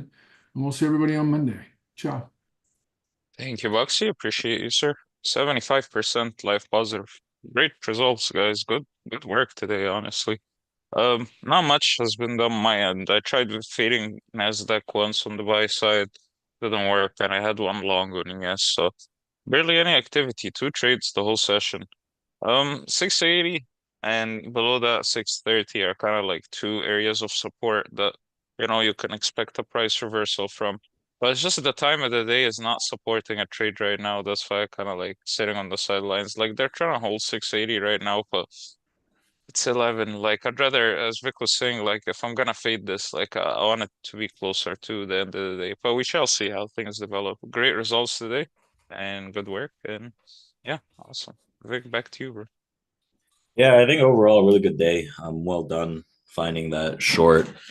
I think that was the play, just like looking for shorts today, even though we started off with a strong bid. Just made sense with the spoos. I think like we're starting more of a pullback where we could get like better prices to buy maybe next week or so. You're going into the last full trading week next week of the year. So just keep that in mind. We've got this key area 670 660s on the NAS. Like we're below IB lows on both of them. If anything, like you're looking for rallies to sell into. I think that's like the main thing here. Like you don't want to get crazy with trying to buy this dip constantly, right? Like if you want to buy the dip, you want to see an auction acceptance. So currently as things stand, if you bid above 740 750, sure, or if you like offer this 670 and rebid aggressively above, that's it. Otherwise, like maintain the shorts in my opinion, and see if these guys can just keep tumbling down. So OPEX next week, FOMC next week, a lot of shit next week. Keep that in mind. And remember, Friday, you don't want to destroy your week by going crazy on a Friday. So thanks, everyone. Thanks, everyone that showed out on YouTube. Hope you had a great day. And we did some good today. So enjoy the weekend, everyone. And we will see you next week.